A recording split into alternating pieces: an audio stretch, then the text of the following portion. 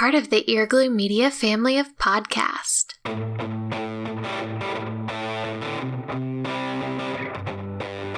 You're listening to the Cantina Cast, your home for thought-provoking Star Wars talk.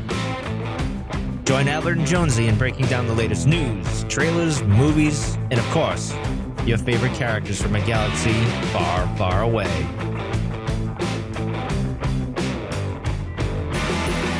Hello, everyone, and welcome to the Cantina Cast. My name is Albert Padilla, and this is episode 286, our San Diego 2019 Comic-Con breakdown. I probably got that backwards. Tonight, we're going to be talking about all of the Star Wars news we got from this year's convention and maybe some of the news that we didn't get. And to help me make sense of all this is none other than our very own Sith Trooper himself, Jonesy. Jonesy, welcome back to the show. How are you, sir? Man, welcome back to you, my friend. It's good to have you back in the seat. Thank you. It's great to be back. I took some time off and I feel refreshed. I feel better, maybe a little sleepier, but nonetheless, doing good. How did you guys do last show?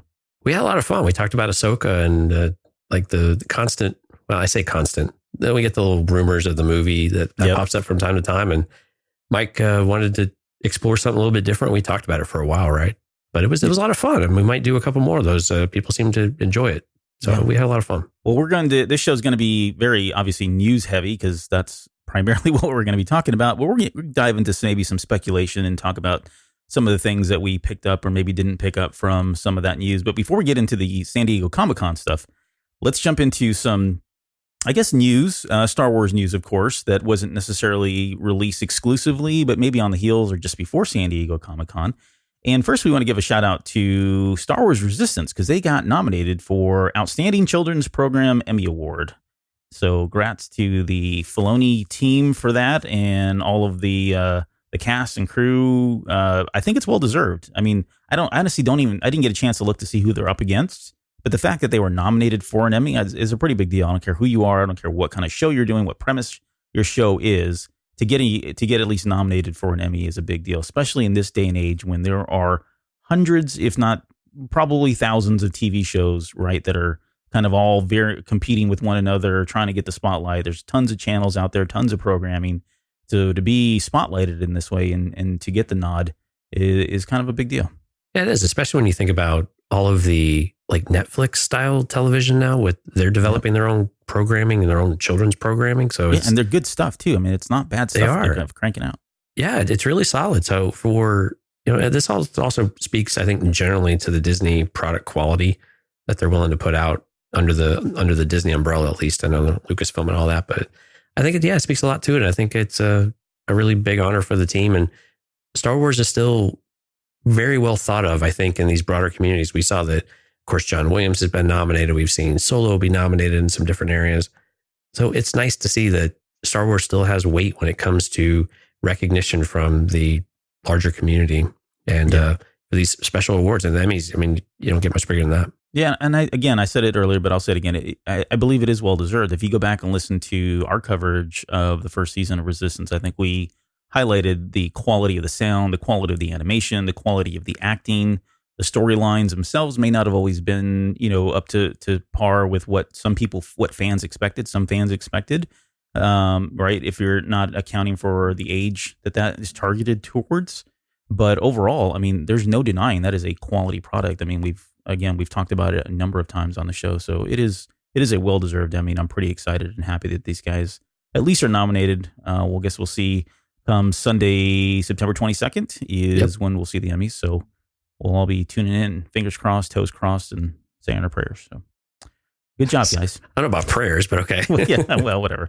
Hey, to each his own. You guys do it. Cool. I guess I'm not hardcore enough. Yeah. You're not really dedicated. Right. The other thing, and this is what Mr. Rondu's been all excited about, is we got the first look, I guess maybe even the first official confirmation, because I think this had only been really rumored up until just a couple days prior to San Diego Comic-Con. But they arcade, it was at One Up is the name of the company that releases these stand-up arcade cabinets, miniaturized arcade cabinets. Anyways, Star Wars Home Arcade Game is what they're calling this, and this really is the original Star Wars arcade game, which came out in 1983. paired up with Star Wars The Empire Strikes Back and Star Wars Return of the Jedi. These are the 3 original arcade games all condensed into one super game arcade cabinet. And we've talked a lot about this on Discord, but I'm pretty excited about this. I have to say, I really haven't said much about it. The one thing I will say about this is I really am worried about the yoke. And I said they have to nail that feat. They need to nail the feel and the control of the yoke, especially when it comes to Star Wars, the arcade game, because that's kind of a make or break. And they've done this. They've put that game on so many other platforms, computers. They had a 32X version. It's just been everywhere on just about every platform you can think of, dating back to like 15, 20 years ago. And it never really always felt the same because it didn't have the yoke. And that was just kind of part of the allure and part of the style that I always really enjoyed. No one's ever really been able to capture that. And this thing looks like an authentic arcade game. It's got the yoke. It looks just like the original yoke. It's got all the stickers and the labels and everything else. So I don't know. What do you think? Is this something that you would? I know you don't collect these now, but is this something that would, tickle your fancy? I'm gonna have to think long and hard about this one. The price point rumored to be around $400, so we'll have to see if that sticks. They could probably go and charge $500 for this thing, and people would probably pay it because of Star Wars. Yeah. I was hoping to be maybe a little bit less, but you get 3 games, and really Empire is a game that wasn't really broadly available, right? Because it was basically what was like a reskin or something like that of the Star Wars game. Was that right? Yeah, it was a conversion kit is what they called it. Yeah, version kit, right? There you go. But to talk about the yoke, though, what's interesting is that it says it's a real feel 4-button trigger style flight yoke, but I don't know what real feel means.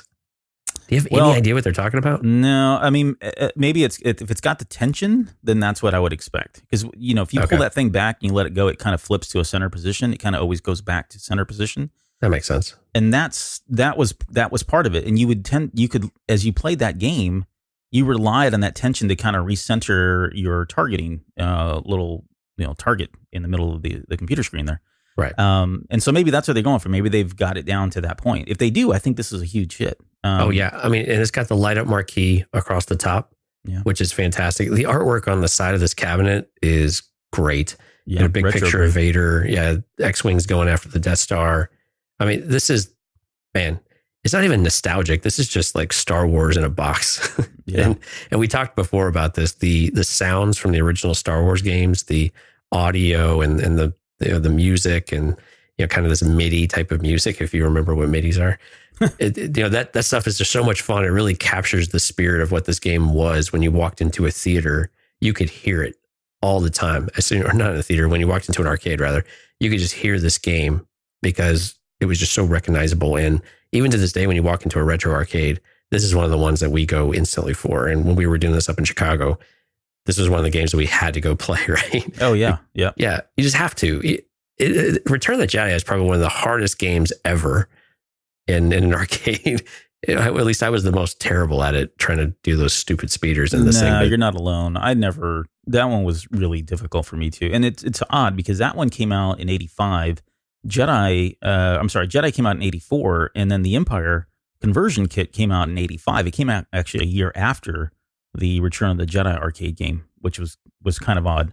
So the problem with the Empire Strikes Back was it's very hard to find. When we were up at Galloping Ghost, they didn't have Empire Strikes Back. But if you think about it, if you were an arcade, owner, and you had a Star Wars arcade, it was a machine that even in 1985, people were still pumping quarters into it, right? To this day, like you said, it's very popular. And then they released this conversion kit for Empire Strikes Back, and you're thinking, okay, this is kind of cool.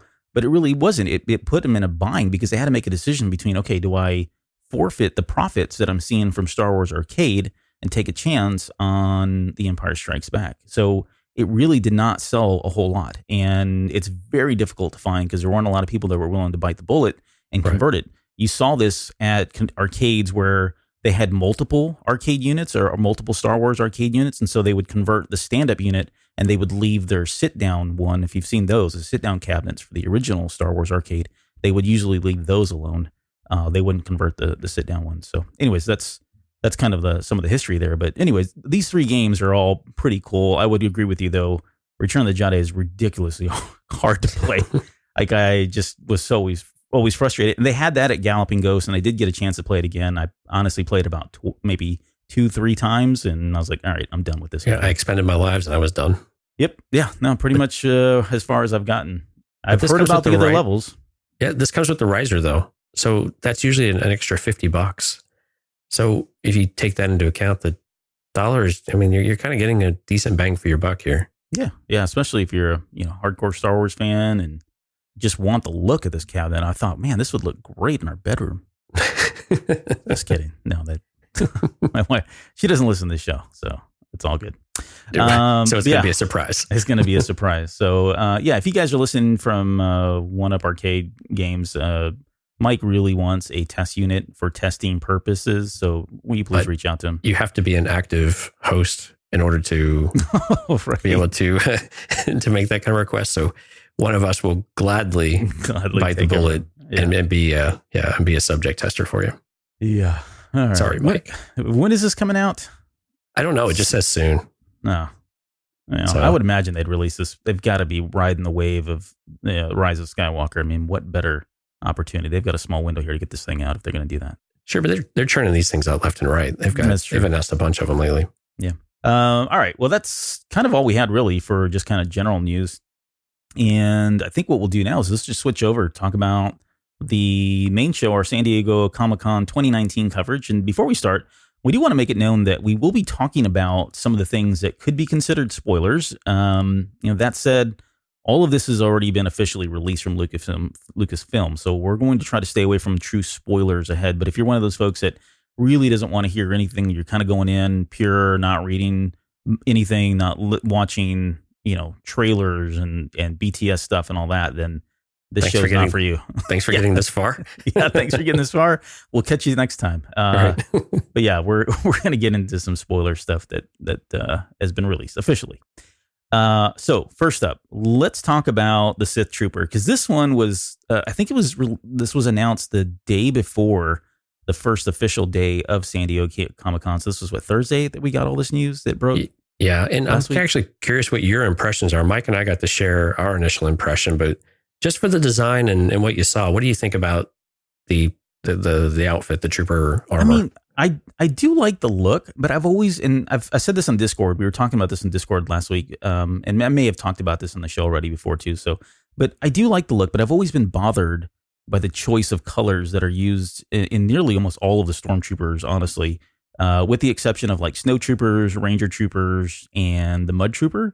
I've always wondered why they never took like the Rebels approach, the Rebels on Endor, and how they incorporated more camouflage into their designs. And I know that sounds kind of petty or trivial, but I mean, a red Stormtrooper on Hoth, right? Wow. You talk about a moving target or a very visible target or an easy target. From a practical standpoint, I don't know that the red really does anything for me.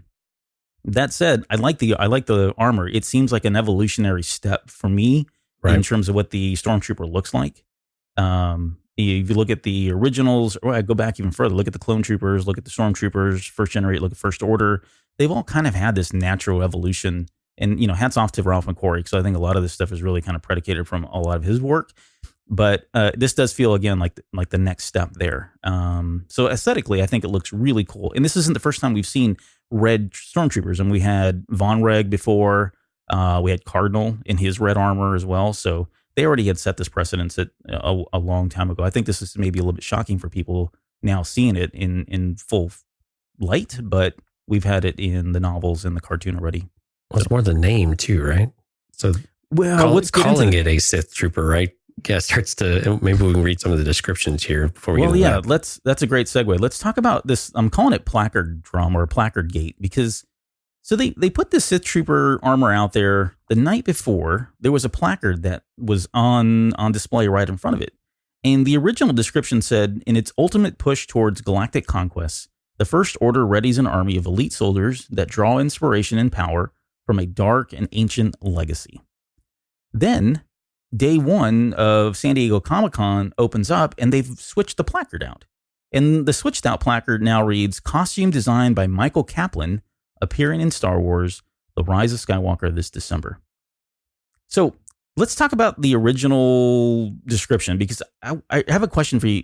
When you hear that, when you read it, I guess, Does that come across as spoilery to you? And that's not really a word, but does it spoil anything for you, or is it? I don't think it spoils anything for me. I think it gets me more excited. I mean, you got Sith in the name. So yeah, right. You already know, exactly. You already know it's drawing on all these things. So it's not a surprise in any stretch of the imagination that I thought it was an amazing description. I was like, this is exciting. This works. Why wouldn't you want this? Yeah. I really don't understand it. So I thought we could. I don't mind getting the costume design by stuff. That's cool, but that's like below. Yeah, right. That's the stuff I catch as my eyes are leaving the placard. Right. Well, let's talk about the original description a little bit more, because there's been a lot of this debate about this, and I just kind of want to break it down if we could. It says in the first, it starts off in its ultimate push towards galactic conquest, and I think this kind of gives us maybe a little background here on what's really been happening over the last year. I mean, I guess we could assume that, Supreme Leader Kylo, it sounds like he's been busy, trying to maybe, I guess he hasn't really gotten over the hump. It sounds like he's been trying to get towards, galactic conquest or whatever, and has not been able to do so. And so he's making, it says, one ultimate push.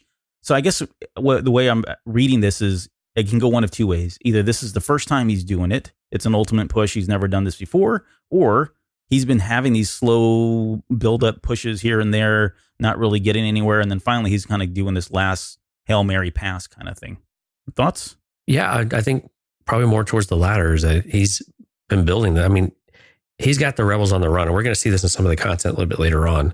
The rebels are rebellion or resistance, whatever you're going to call them now. Yeah. They are down and out. They're defeated. There's, seems like there's only a few, or at the very least, they're scattered.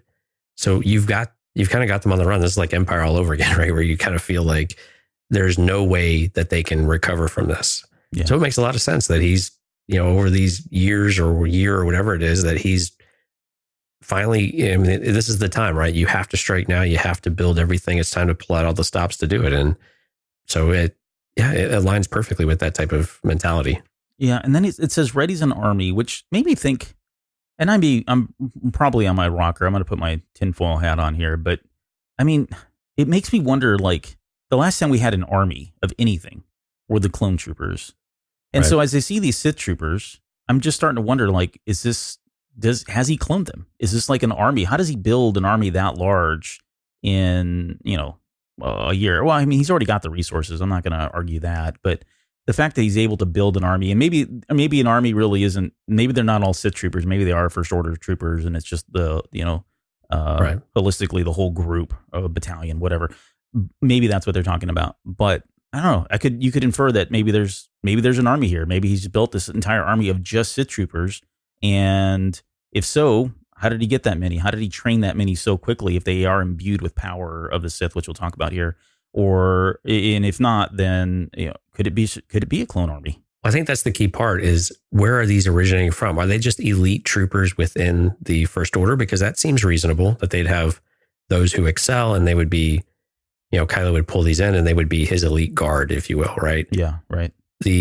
But why do you call them Sith troopers then? Is there something else to that name that makes them unique in a different way? So yeah, do they have Force type of powers, or is it just, because it's also confusing, because Kylo said, forget the Jedi, forget the Sith, right? He said, yep. Forget all that stuff, Rey, and join me, and we'll do something else. Or we'll do whatever he wants, I guess, more or less. Yeah. So, right. So, but it's like, where does that fit in? And it's difficult to say right now, because we don't have enough context to say that the Sith are, then you've got the Knights of Ren. So how do they all balance each other out? Or how do they line up? Mm-hmm. Or are they completely at odds with one another?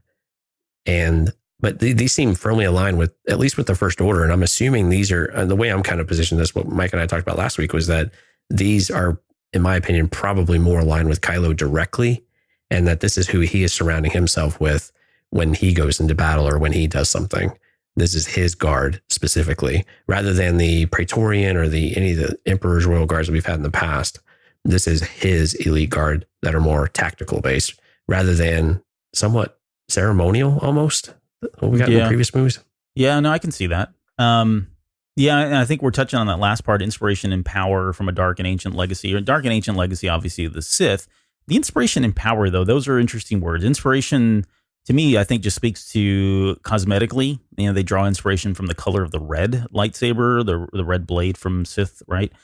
Maybe that's where that's coming from. And I don't know what other kind of inspiration they could be drawing from. But I do want to, if I follow my own crazy theory here that they're clones in some way, what if they're clones of Palpatine, like DNA in some way, and somehow through that DNA they're imbued with some Sith-like power? Maybe it's a force. Maybe they're force sensitive, or maybe they've got force abilities, limited force abilities in some way, or maybe they're created with the DNA of like Vader. They're cloned from Vader's DNA, or a combination of Vader and Kylo, and that's why that's why they're his guard, because they're a part of him, and now he's considered, or calling himself Sith or something like that. I don't. Right. I'm trying to come up with ways here and how they would be Sith troopers and why they would be exclusively called Sith troopers. I mean, it's got to be more than just the name, or more than the fact that they're red, and Sith use traditionally red lightsabers. I have to believe there's something more. There's got to be a connection to why they would call them Sith troopers. I mean, one of the more maybe obvious, using finger quotes, is that Kylo has finally accepted what he believes his destiny would be, and he's going to adopt the full moniker of the Sith and adopt those principles, because, like we said back in the Jedi and Sith code shows, the breaking of chains, the freedom in some capacity. Yeah, those types of things really do apply to Kylo pretty directly, right? Those are the things that he kind of thinks he needs to achieve in order to finally break away from family and from the control that others have always had over him. Yeah. So I could see where he would want to finally embrace that, maybe find something he didn't expect to find along the way, and start to, I don't know, build a new Sith type of empire, if you will. I don't know. I'm kind of grabbing at straws too. No, I get it. I mean, I can see that. I can see that side where he's broken at the end of Jedi. He's got an entire, he's now the supreme leader of this entire First Order. He doesn't have anybody like as crazy and as manipulative as Snoke is. There's nobody there outside to really kind of latch onto, or nothing to anchor himself to.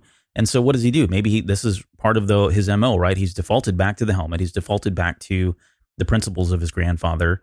His grandfather was grounded on the Sith code. And so maybe you're right. Maybe that's where he found himself again, or maybe rebirthed himself in this code of the Sith and what they believed and stood for. And he's back on track again, right? So yeah, I can totally see that. What would be really wild? This just came to my head. I'm sure someone's already come up with this, but so when we did Momin, right? Momin was able to imbue himself, or he was imbued in the helmet. I don't know if he did it or not. When the main event happened. Is it possible that Palpatine would have imbued himself into Vader's helmet? Ooh. And that's who's been talking to him this entire time?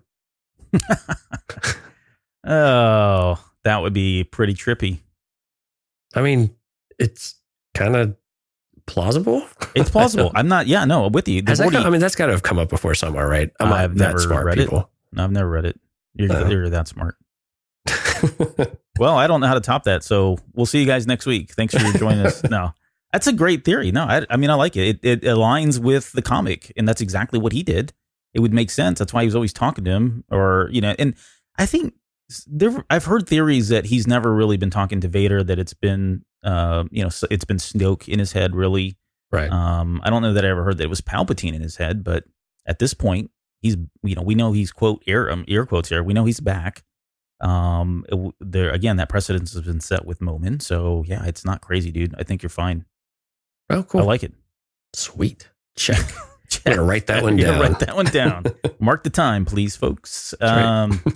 So J.J. Abrams had this to say about the Sith Trooper in Rise of the Skywalker. We have new troopers that are completely different in design, the materials, the color, the lines. There is something about the aesthetic that just feels absolutely right. I cannot wait for people to see the work that everyone has done. And yeah, so again, I think it's great. I like the lines. I like the. But is he overselling that description just a little bit? That it's completely different in design. No. It's not complete. Yeah, I mean, yes, I think he is. It's not completely different. It's more evolutionary than revolutionary, if you want to go that way. Right. Yeah. But there are some neat things. Oh, we don't know. Maybe there's stuff that we don't know. There's an X factor here in the fact that we haven't seen the movie, but just from what we've seen on the statues and the little, what do you call it? costume, outfit, uniform thing they had there Right. on display. It looks like a natural evolutionary type. I told Mike this is one I might go pick up that Hot Toys, that Sideshow one of. Yeah, because it's it pretty does sweet. look sharp. It looks really good. Yeah. All right. So let's move on. And we had a lot of news that came out of the Lucasfilm publishing panel. And this was one of the first ones that came out. So Star Wars, The Rise of Skywalker Allegiance. And this is not a new title. They announced this back on May 4th. We knew about it then. But what we didn't have was the cover art for the different four. So it's 4 issues. It's a miniseries that's being written by Ethan Sachs with art by Luke Ross. And the description reads, on the run since the destruction of Starkiller Base, General Leia and the remaining handful of resistance have barely managed to survive, much less strike back against the superior forces of the First Order. Running low on options, Leia decides to reach out to her former allies, the Mon Calamari, whose shipyards once powered the Rebel Alliance. So, and again, that's not new either. What is new are the 4 covers. And I posted the picture there. I don't know if you had a chance to look at this, but yeah.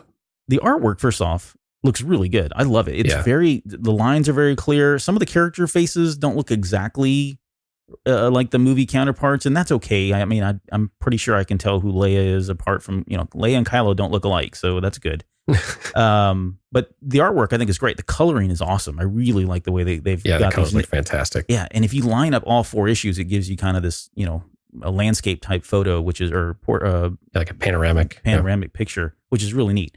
But what else stood out to you? And before we jump into without anything else jump out to you, let me just leave it at that, because there's one thing that I do want to talk about. Well, it's interesting they call them her former allies, the Mon Calamari. Like Akbar was still with them with Last Jedi, so I'm assuming they're still allies. But this might speak to some of the fracturedness with the Senate and the Republic in general, of where they sat with the Resistance. And of course, we've had some canon novels that have explored that at least a little bit. But I don't know. The artwork, I'm with you. This is fantastic. The middle frame in particular with the TIE fighters coming straight at you, shooting, I think is really, really cool. I like Luke Ross in general. I think he's been pretty solid and really captures the kind of traditional comic book feel, but still gives you a lot of great detail and a lot of great, I don't know. He really captures the essence of characters pretty well without stretching it too far. So what was it that caught your attention specifically?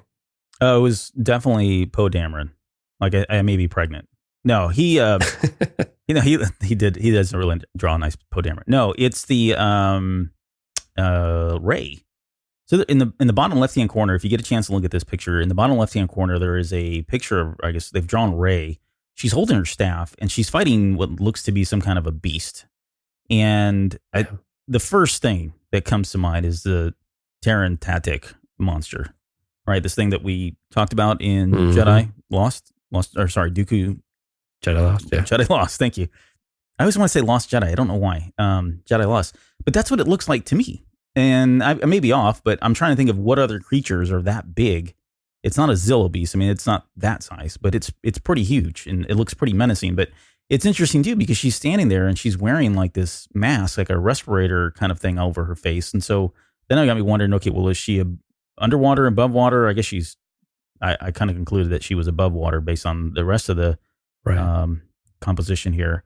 But then, like, where's her lightsaber? Why wouldn't she be fighting this thing with a lightsaber unless she was trying to subdue it in some way? Right. Yeah. Both photos of her in here have her staff. Yeah. There's something hanging off her belt too. It looks too long to be a lightsaber though. It looks like a scabbard or maybe. I don't know. But anyways, it is a really cool shot, and hopefully they'll actually dive into that in the comic books. I would like to see her fight something more than, stormtroopers or Kylo Ren, or I'd just like to see her wield that thing and do other stuff with it, which we've not really had a chance to do or see, I guess. I think this is good. It's only 4 issues though, because we don't have to fill in a lot of space for between the movies, especially between Force Awakens and Last Jedi. I mean, you don't have to fill anything in. Yeah. But it's good. We'll get a little flavor of this, of what's going on. But I think it's more on the First Order side. That's what I want to hear and see rather than the Resistance, unless they start filling in everything around them. But with all the characters they have shown here, it looks like we're just going to get filler story, which is potentially a little disappointing. I can't poo-poo it because I haven't seen anything. It doesn't come out till October, but still, I don't know, cautiously optimistic because the stories with Marvel have been pretty solid for the most part, with a few exceptions, right? But I think it's the few exceptions that are still creeping in the back of your mind right now. That might be true. But so we'll have to see where they go with this one. I'm not, the Mon Calamari have never been totally interesting to me, and they've explored them a little bit in the primary Star Wars comic, and they've been good stories, but they just don't always interest me for some reason. I've just never gravitated towards them a whole lot. Yeah, they did it in Clone Wars too. Didn't they have the a little bit, the episode where Akbar was leading? Yeah, that was a good one. That good. Yeah, arc, those were good because we got to see a young Akbar, but now he's old around. Now he's dead. All right. Let's move on. Yeah, it's not even close. Let's talk about some of the other stuff that came out of the Lucasfilm publishing panel. They had an interesting thing here, and I thought this would just be fun. They had all the panelists up there, and so just in full disclosure, they had Lou Anders, Cordova, Katie Cook, Delilah, E.K. Johnston, Mann, Rowan Horse, Zahn, Sewell, Kevin Scott. I mean, you name it. Everybody that's currently writing books or has just come out with some kind of blockbuster book or comic book was on this panel, and they asked every one of them who they enjoyed writing about, like which character did they love to write about. And we won't go through this whole list, but what was you had an interesting one that stood out for you? Yeah, there were a couple that weren't surprises, right? Zahn likes writing Thrawn, Soul, and Vader. Some of these were clear, right? But it was E.K. Johnston who had kind of the surprise because she's written Amidala, she's written Ahsoka, but her choice was Palpatine. Yeah, right. Which is freaking awesome, right? Because I think everybody relishes the chance to write that character because it allows them to tap into something that they just don't get to otherwise. This kind of sick, sadistic, twisted character that they can kind of let loose with, right? And they can, they don't have to feel so uptight about it. I think they don't have to structure it a certain way. And it really gives them this creative freedom. And it sounded like for E.K. Johnston, it's something like that for her, which I think was really refreshing. I like it when authors get a chance to stretch out and have that freedom and feel a little, I don't know, just kind of let it fly. Yeah, no, that's cool. I agree. That was kind of an interesting choice that she picked Palpatine of all the characters she's written so far. Right. So clearly she's writing a Palpatine novel now. That's what we took from that. Right, confirmed. You heard it here first. That was a joke. There were some of these other ones on here were probably more comforting, I think, than anything else, for lack of a better term, because when I see that Sewell really loved writing about Vader, that gives me, hope for what he's going to be able to do with something we'll talk about soon.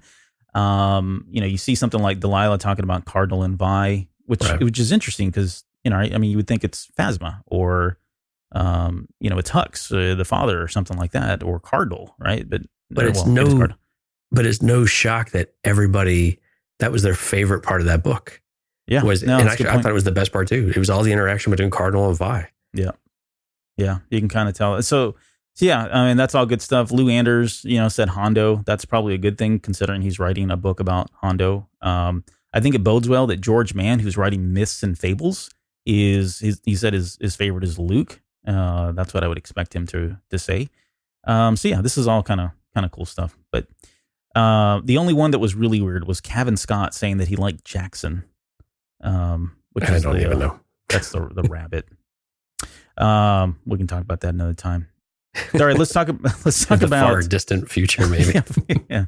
Let's talk about Galaxy's Edge, because I gotta say, Galaxy's Edge is turning into one of these things where you cannot not be a part of it. Like it almost can't feels escape it. It's exactly right. I was feeling pretty good about this about 2 years ago that I wasn't going to have to really get into the whole Galaxy's Edge, because I feel like if I don't go to the park, then I'm not experiencing everything. And I feel like that's going to be a hole in my Star Wars fandom, and that I won't ever be able to fill, or it'll be some time before I'll be able to fill it. And I'm like one of these completionists, right? I've got to be able to have access to everything. Otherwise I feel like I'm just a complete failure. Right. And with Galaxy's Edge, that's hyperbole and drama, by the way. I don't feel like a failure, but whatever. This is totally true. Yeah, it's probably true. But with Galaxy's Edge, I don't, there's so much stuff that's coming out now. Like, so we got Pirate's Price, A Crash of Fate, Force Collector, which was previously going to be a Journey to the Rise of Skywalker title, and they've now switched it. You got Thrawn Alliances, you've got Myths and Fables, and then you got Black Spire. All this stuff is centered, anchored by Galaxy's Edge, the theme park. And it's just, it's unavoidable at this point. I don't think we can get around not reading this stuff or not really paying really close attention to it. And that maybe that's just me having to adjust to the sign of times, right? Or to the way things are today. Galaxy's Edge is here. It's real. It is a part of Star Wars more than I was anticipating. And I'm just going to have to accept that that's life as it is. So, yeah. I'm with you. I had no, you kind of got when you look back at it, you can see it now, right? That they were positioning this as a bigger play. Mm-hmm. But I don't know that anybody really, if they were honest with themselves and they're not just trying to take credit, I don't know that anybody viewed the park or the ambience of the park fitting into the stories and potentially playing a role in the setting of the storytelling, the setting for some of these books that will help unfold the Rise of Skywalker. And we got a little bit of that with the Resistance Reborn. They're not really talking about it, but yeah, it's like required reading apparently. Yeah, no, exactly. So Rebecca Roanhorse is the one that it's writing this. She says, where is it? She said it's, quote, required reading if you want to know the Rise of Skywalker backstory. So I see that and I'm like, okay, well, I guess I'm picking this book up. I mean, I have to know what the events that led up to the Rise of Skywalker. I want to fill in that gap, right, of a year or whatever. So we'll get some of that in a couple different books here. But yeah, this is required reading. Resistance Reborn is on my list now. I'm pulling that thing when it comes out in November. So yeah. The challenge with some of these is going to be you're not going to get the ultimate resolution in these. These are very much in between setup type of stories, which you can do really, really well. I'm not trying to dissuade people from picking up or they can't tell good stories in them, but man, you always get worried. Are they cramming everything in between when we have this kind of shorter time period? Because I'm starting to feel that way with the Star Wars comic, like the flagship comic, is that we have to fill all of this space with something. And between Last Jedi and Rise of Skywalker, there's still not a ton of space if we're just talking about a year.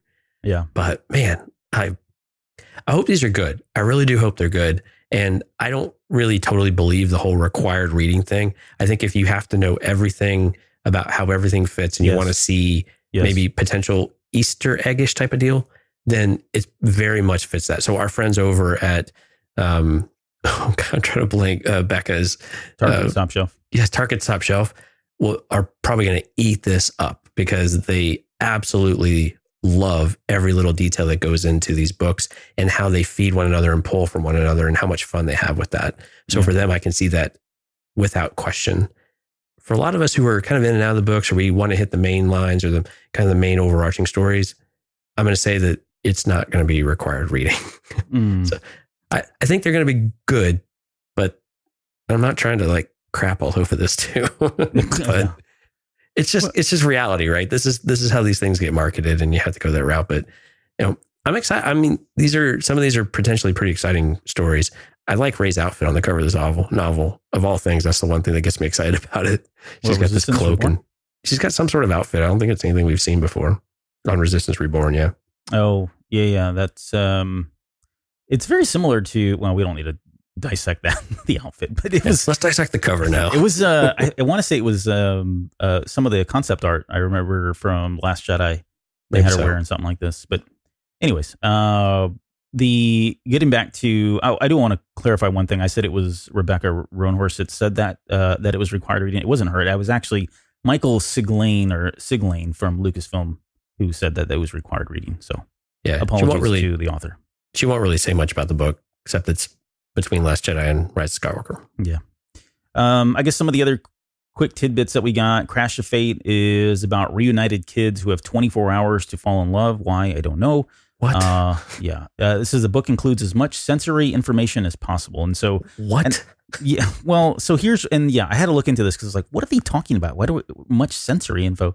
Again, it's because Galaxy's Edge. Remember Galaxy's Edge? They've got the music, they've got the ambient sounds going in the background. There's scents that you smell. So depending on where you are in the park, they've got these, I don't know what they are called, these machines that emanate different smells. Okay. Yeah. You follow me? So Yeah, I'm with you. I think what they're trying to do is capture that in the book so that when you go to the park, you're like, oh my gosh, this is chapter 6, right? I think is what they're doing. So it's a scratch and sniff book. Maybe. Or a scratch and sniff park, one of the two. So coming in 2021. Yeah, we got it. To the hotel. Again, another exclusive here. Let's see. Force Collector, that was the one that changed. So Force Collector, they changed it to being part of Galaxy's Edge because it fit perfectly on Batuu. It says it captures the feeling of characters not knowing who the Jedi were. That kind of worries me a little bit. And they went on to say, like, Kevin Shinick, I think I hope I'm saying that right. That's the writer. He said he wanted to capture the feeling of what it's like to not know Star Wars, to know what it was like for characters in the galaxy who don't know the details of the story. So this is your everyman story, right? Just your average Joe or Skywalker that is walking around in the Star Wars universe. And what their perspective is, they see all these, they hear about these battles and things are blowing up and there's always, something going on. And what it was like to see this kind of from their perspective. And it sounds kind of cool. It sounds a bit like a gamble to me, though. I mean, I just really, this has to be, for me, I could be completely wrong, and I hope I am, but it just seems like this is a gamble. It feels like this story has to be pretty rock solid to have the point of view of every man, and I guess I'm just a little worried that it's not going to do well. I don't know if this is going to resonate with people, because I think with Star Wars, we want the valor and the bravery and the evilness and the corruptedness and that kind of thing, and I don't know if we're going to get that. We're going to get that perspective, but not from somebody who's any of those things. It's just going to be like, Homer Simpson kind of thing. Well, and I mean, this almost sounds like it's an archaeology type of adventure. Maybe. I mean, Force Collector. Cover, yeah. Yeah. And characters you don't know, but it sounds like our modern day archaeologists trying to discover more about the past or discover more about civilizations so we can learn more about them. Which, so Jafra. But again, if we want to tell the story, don't we kind of want to hear it from Luke Skywalker? I mean, if this is what he was doing after Jedi for a time, it seems like we'd want to hear that from him. So, I mean, we don't know. Again, this is still very loose. And this is, again, all on Batuu. Everything is Batuu everything right now, it seems. Mm-hmm. But this is one that I don't know quite what to make of yet. So when it comes out, I'll probably thumb through this a little bit and try to get a flavor of where this is actually supposed to be going and how this fits. It's, again, like you said, it's got a little bit of promise, though, that this could be interesting and have a really unique take on things. But I'm concerned that I'd rather hear it from a different perspective. Yeah, exactly. So we'll see how this one goes. But right. What else? Dawson, the Skywalker Saga book. I don't know if they had some pictures out there. You could go take a look at that. Looks really good. The artwork looks great. But it is really just a fairy tale retelling of the films. We knew about that. George Mann's book, we talked about him a little bit, but Myths and Fables is really kind of, and when it was first announced, or I guess when we first saw the artwork, we hoped it would be kind of a Grimm's fairy tale, and they've confirmed that's kind of what we're getting here. Nice. There's going to be a total of 9 stories, and one of them is called The Witch and the Wookiee, which is interesting. They've got some artwork as well that you can see.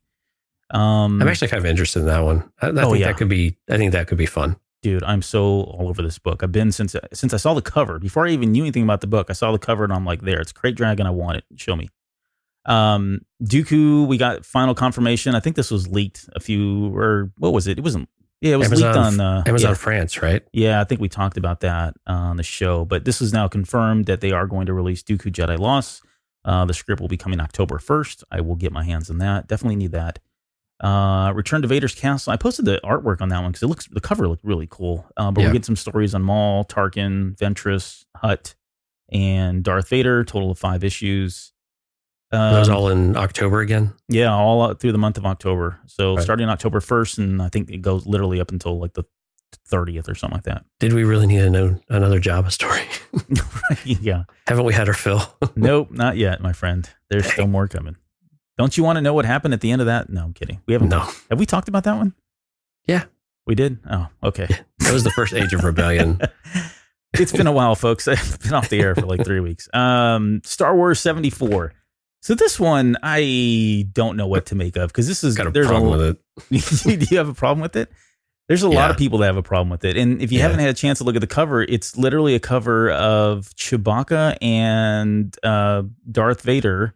And they look like they're about to go, 10 rounds or something, or go WWF style. They look like, the old wrestlers, they kind of lock arms kind of thing. It's kind of like that. But is this really going to happen? No. Are you sure? The end. No. And the title up at the top, Rebels and Rogues, Wookiee versus Sith. Like, no. There's no way. All right. This can't happen, right? Yeah, it can. Well, I guess it can't. But in comics, they used to do this, especially like in the 70s, 80s. They would always put something on the cover, and you get in there's like, oh wait, they just they're clickbaiting here. It's alive and well. They do this all the time. Yeah, sure. Yeah, guess we'll find out November 6th. Yeah, we'll find out. I don't know. Who wins in that match? Oh, kidding me. Man, Vader would be lopping arms off and everything. Sorry, Chewie, I love you, but you wouldn't. But you wouldn't touch him. Brute strength. Who would win? Well, brute strength. Yeah, if you don't have the Force, then Chewbacca's, severely outmatched him. But that's just not reality. Yeah, even with all the cybernetics, I'd probably still give it to Chewie, just in an arm wrestle. They should have just put that on the cover and been done with it. It probably would have made more. It probably would have made at least some sense. Yeah. Vader's got his lightsaber ignited too, and like he's going to strike him down, but Chewie's holding his arms up, and it's like, no, yeah, not happening. These characters, man, I feel like I'm being super negative today, and I'm really not meaning to. Like the Star Wars comic is, you get this interaction between these characters a little too frequently, which early on was kind of cool because even in the old Legends days, we had ideas of that these characters cross paths at some point, right? But now it's just like all the time. It feels like all the time. I know it's not all the time, but it kind of feels like all the time. And this is canon, but I guess it's not your kind of G-level canon. I don't know where we want to start revisiting some of these terms. But it's Biggs level canon. Biggs and Porkins level. Biggs and Porkins level canon. No, man, we're screwed. Yeah. All right, let's move on. Check out Patreon if you don't know what we're talking about. Go check out the Patreon episode if you want to know more about that one. The Choose Your Own Destiny. Sorry, I have to just bring this up because it says they're going to be focusing on them looking for Bacta, and that there's always this. I know that's not the most exciting topic, but if you're a big like Old Republic fan, that this is kind of interesting because there's a couple storylines that go on where Kolto was what they used to use before Bacta, and as that started to run out, Bacta became much more popular and started becoming manufactured and aggregated, agriculturally collected. I don't know, whatever it is. Sure. But anyways, so I just wondered if they're going to. Are we in a crisis of some sort? Is this just a simple story that they're going to go? They need to look for Bacta, and that's the whole premise, or is there something more here? I don't know. I don't think there will be, but it's just interesting that they've chosen to rehash maybe a storyline because at one point, again, Kolto was really short and there's a big war for it and all kinds of other stuff that was going on. Hey, and I'm all for more Choose Your Own Adventures. Yeah, no, those Choose are cool Your Destiny, books. Whatever Choose they Your want to call it. Destiny, yeah. Man, those were such a staple when we were growing up. I mean, I had tons of those things. Oh, they're awesome. We still have them here. They've got a board game now too you can buy. Yeah, I saw that. Mm-hmm. So cool. I haven't picked it up. All right, well, let's talk about what everybody's been talking about. This is kind of one of the, I guess, the biggest one, right? I mean, arguably the biggest one, apart from the Sith Trooper. We've got Charles Soule, who had been alluding numerous times on Twitter. He was posting things. He was, teasing you, all saying he had a big announcement coming Saturday. And I mean, this one even went back further than that when they had asked him after he had finished the Vader line what he was going to be doing. He said he had two major projects coming up that he couldn't talk about. And I went back and looked at the Reddit for this prior to this show just to kind of see where people landed. Nobody had it right. I mean, they guessed every single character on the face of Star Wars, on the face of that galaxy that he would be writing about. And turns out none of them were right. There was one person that was right, but it's another story for another day.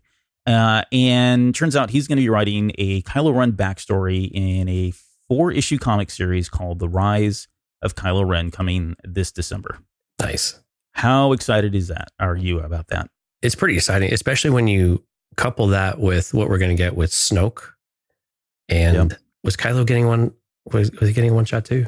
I believe so. I can see the cover. Yeah. When you couple that together with this 4-issue miniseries, that's pretty exciting. This is what people want to know. We want to know what led him down this path, or what were the key moments in that. And man, you can't. There are two writers that seem to get Star Wars, and we had this conversation in Discord. Mm-hmm. There are two writers that seem to just get it in the comics world, and Charles Soule is kind of 1A, and then Jody Houser is like 1B. I mean, these two just capture the essence of these characters, and they can do it. And what he's done with Vader has been awesome. We really enjoyed those books.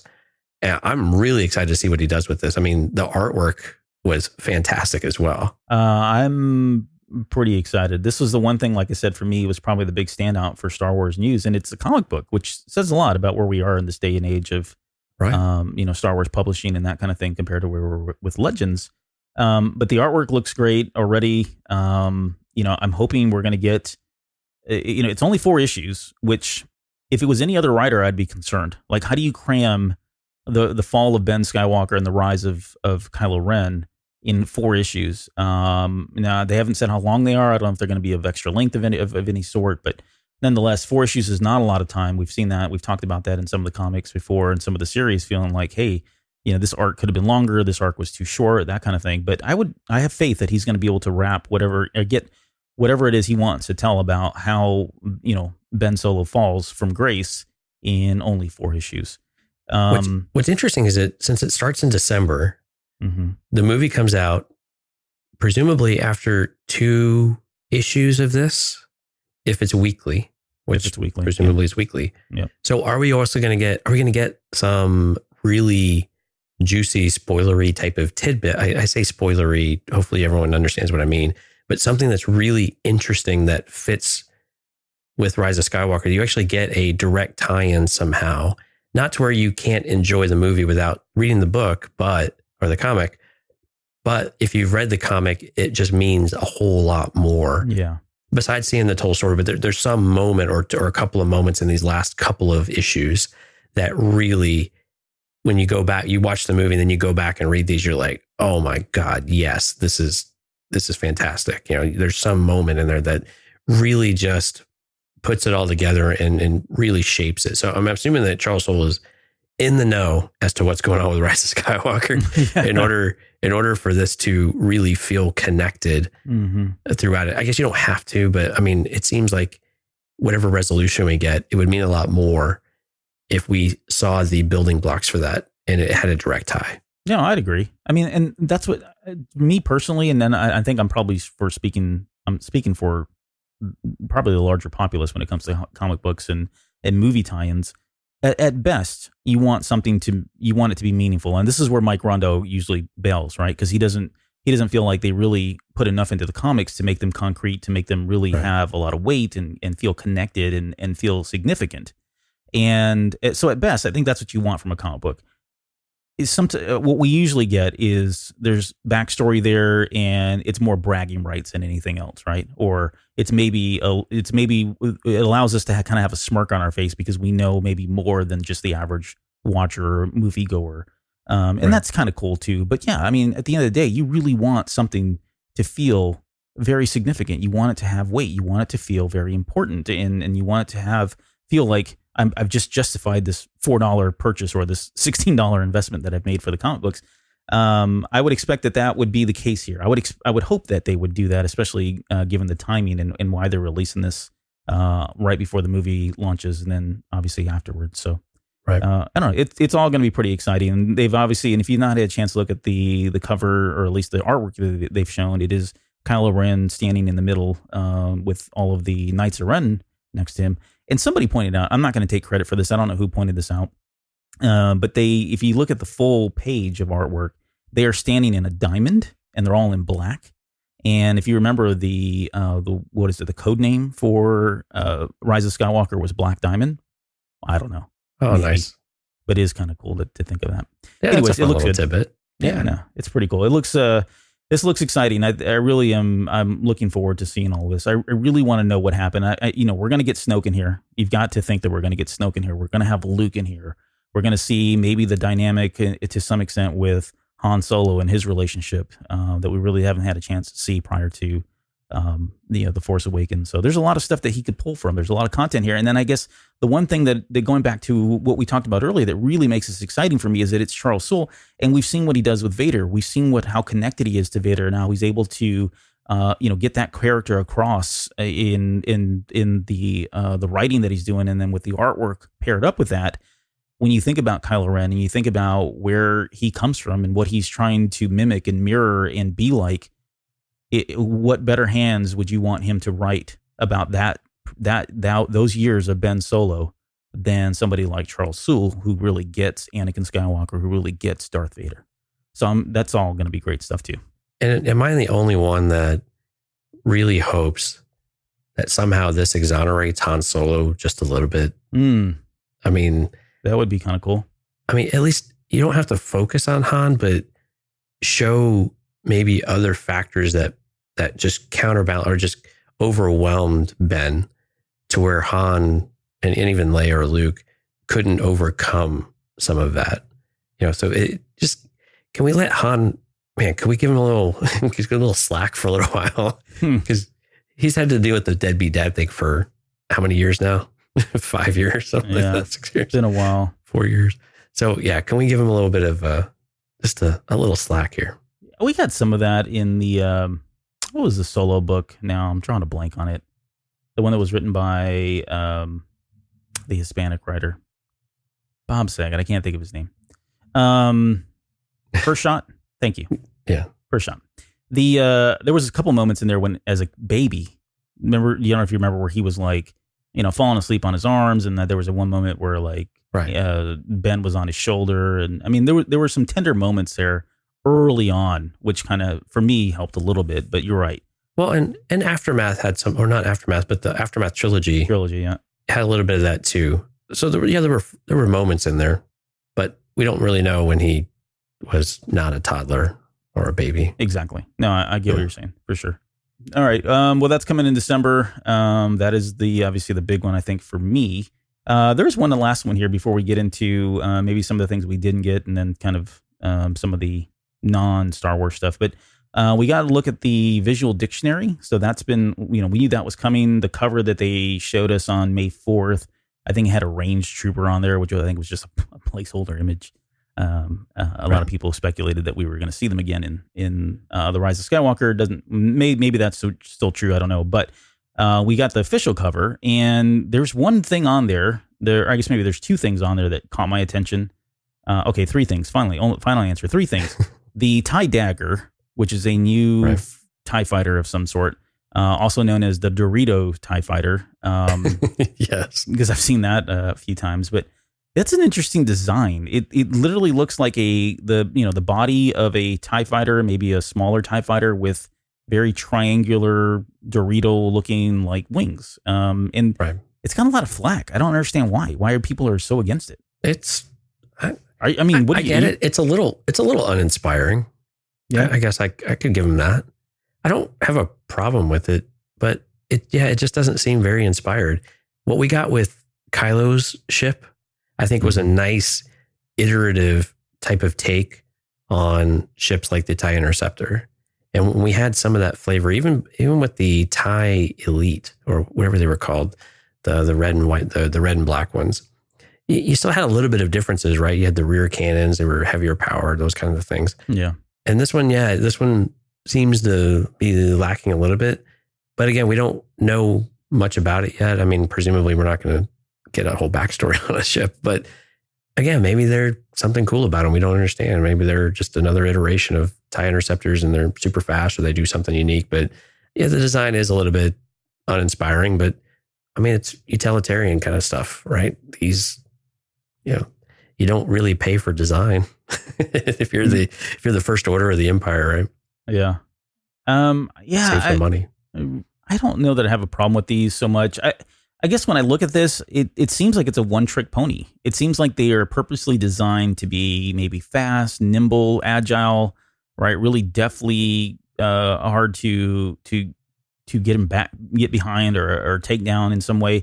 And it makes me think of like maybe the Sith troopers are flying these guys. Maybe it's a take. Maybe it's Kylo Ren's take on the old, Clone Wars Jedi fighters. They were smaller and they kind of move very quickly, that kind of thing. Maybe he's trying to, channel that kind of a vehicle more than these big, bulky, large, TIE fighters and the big X-Wings and stuff. Maybe there's a purpose here and that's why it's smaller. I don't know. But yeah, that's certainly got a lot of people's attention. So we're at least getting another cool TIE fighter, or at least a TIE fighter, I should say, in the Rise of Skywalker. There's another one on there. Is it Jana? I forget now. I think it's Jana. Jana's energy bow is pictured on there as well. And the one thing that stood out for me is it says repurposed blaster rifle. And so the front of it, so when you see this, I saw her in the pictures and I thought maybe she was going to be firing old school bow and arrow. Maybe she still does.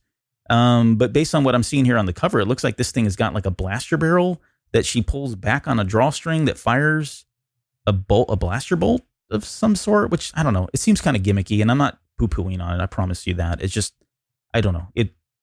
Why they had to include a blaster barrel. I would have liked to have just seen that it's like some energy bow and not even try to explain where the energy source comes from, rather than saying, oh, it's a repurposed blaster barrel that she put on a bow. Why wouldn't you just repurpose the gun? I don't know.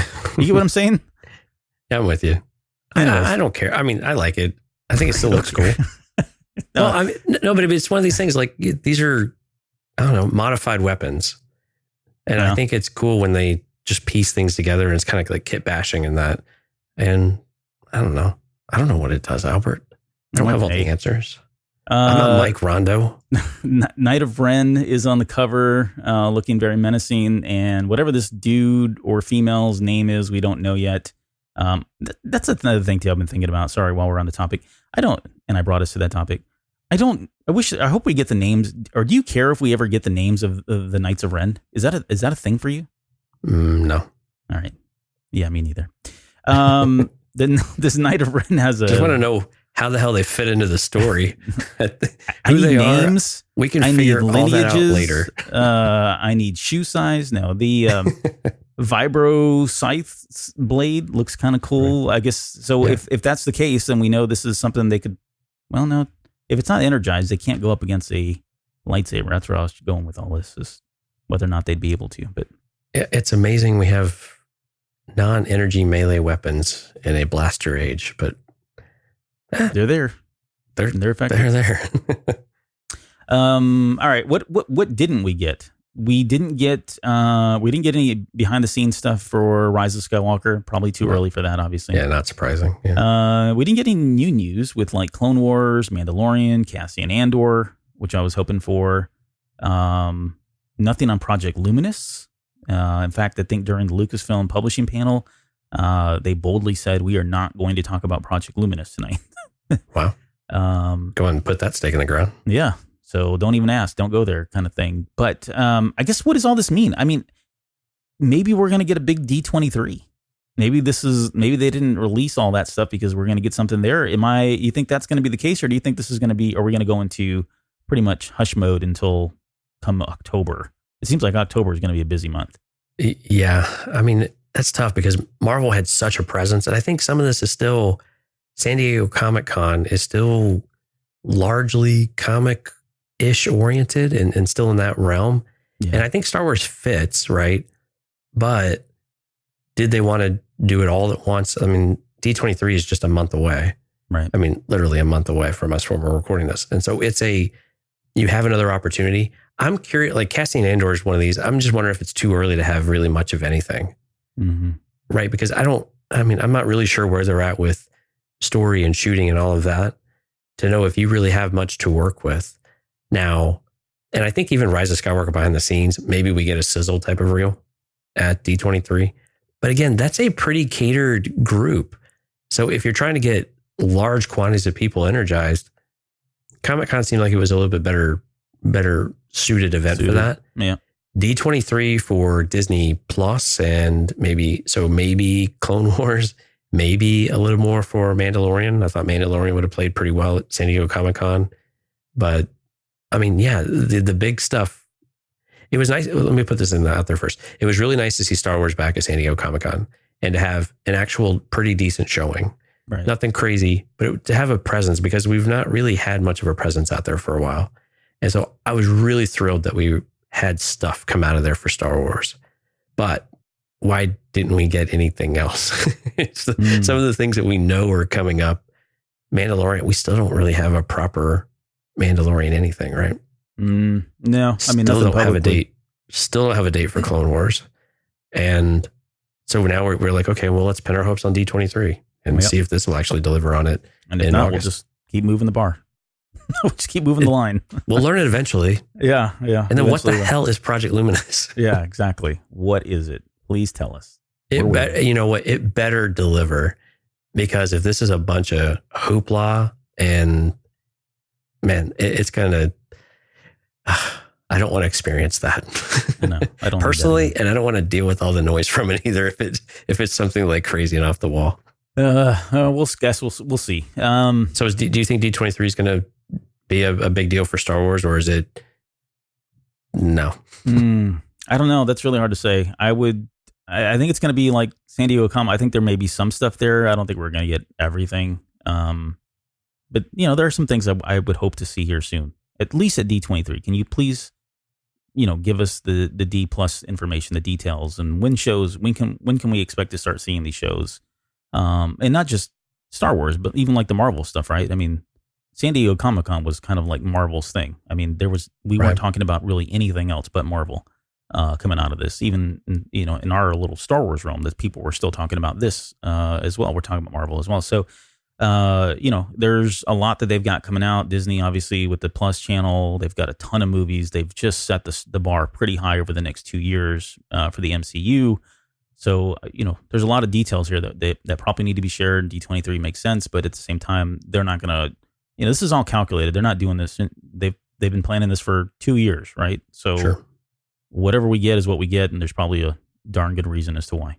Yeah. I mean, I hope this is just them staging it so they can keep this momentum building, right? Yeah. And so there's hope. There's always hope. Or if you're cynical, they don't know what they're doing, and they're just making this up as they go along. Right. We're talking about you, Mike. Let's. I guess one real quick fun thing I want to do is what are some of your highlights or what's the one thing that you enjoyed about San Diego Comic-Con that was not Star Wars related? Any highlights for you? Well, and it happened to be Marvel related, but a little bit different take. Marvel announced a What If animated feature or series. I didn't read that much, and I just saw it and I was like, what if? I was like, oh my gosh, what if? What if? What if? Yeah, what if they were able to do something like this with Star Wars? So I tried to bring it back to Star Wars at the very least. The What If comics, for those that aren't familiar, are kind of these parallel type of stories that have if a character makes a different decision. If you remember the Star Wars Infinities comics, where if one thing changes or one thing went differently, this is what happened. This is that path that took. And What If kind of explores a variety of those. They've done these over the years, or many, many, many years.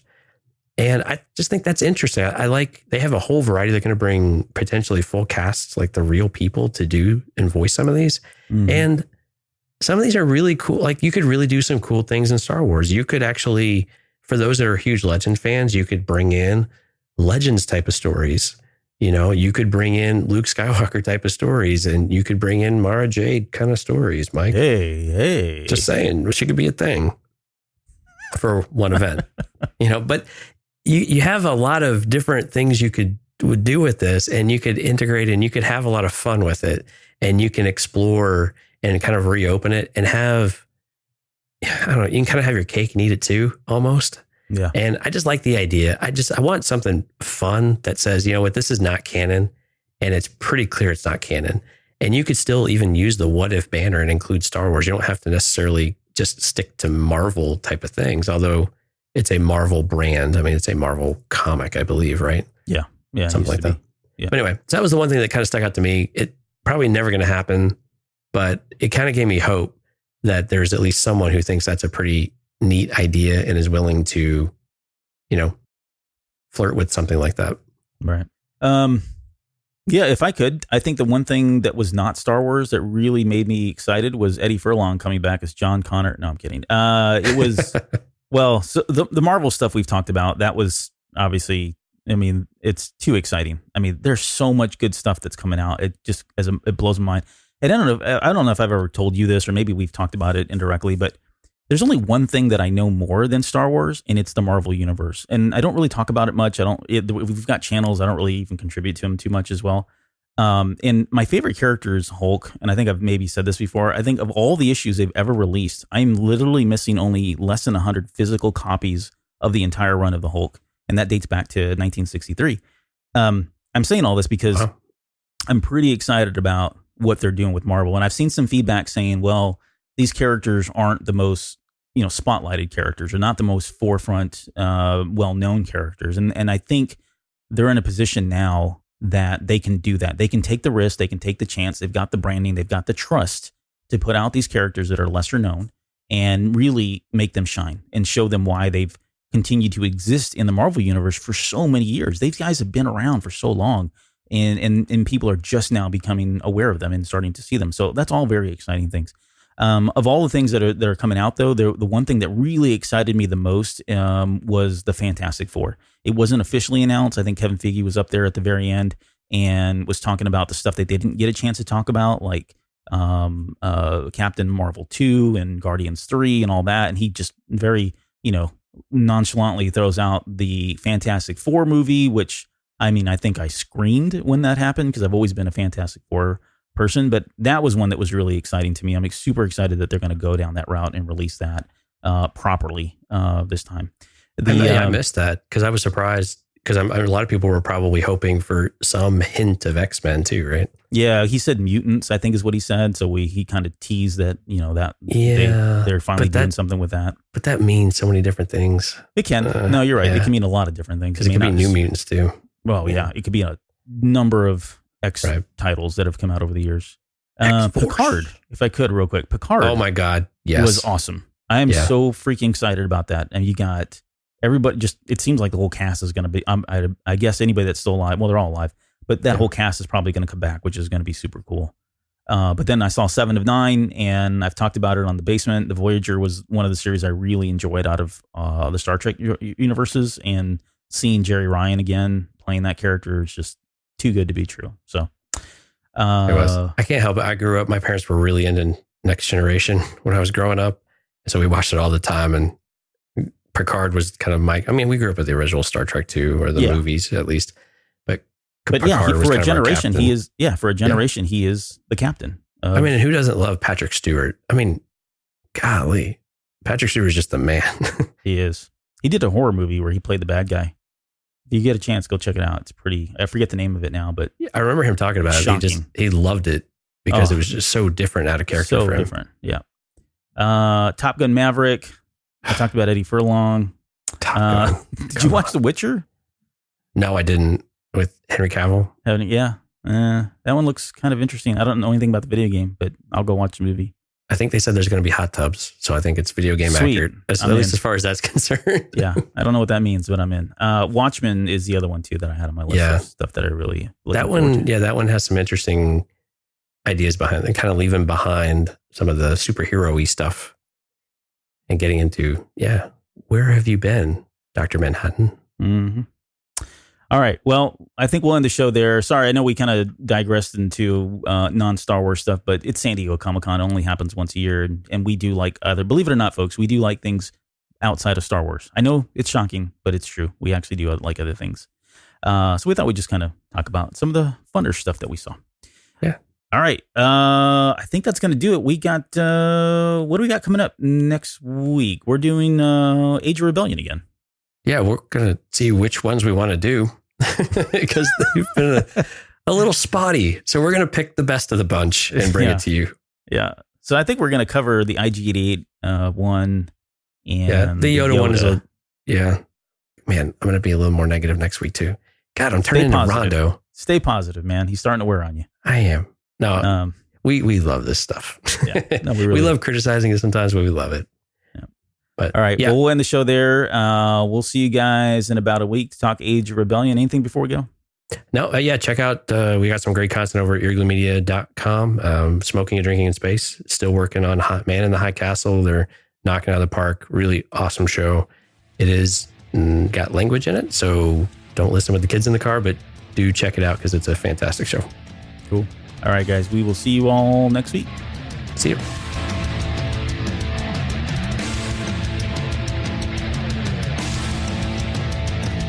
You're still listening? Wow. That's amazing. Well, I'm here to give you the disclaimer. Normally we do a big, long, drawn-out disclaimer thing saying what's what and who's what and all that other stuff, but I think you guys kind of know that Lucasfilm and Disney have no affiliation with us at all, and we have none with them. We talk about Star Wars, which is their property, and all that other good, fun stuff, but I think you can tell which is our stuff and which is their stuff. If you can't, well, then send a lawyer to send an email to me, and I'll be glad to chat with them. Other than that, you know what's what, so that's your disclaimer.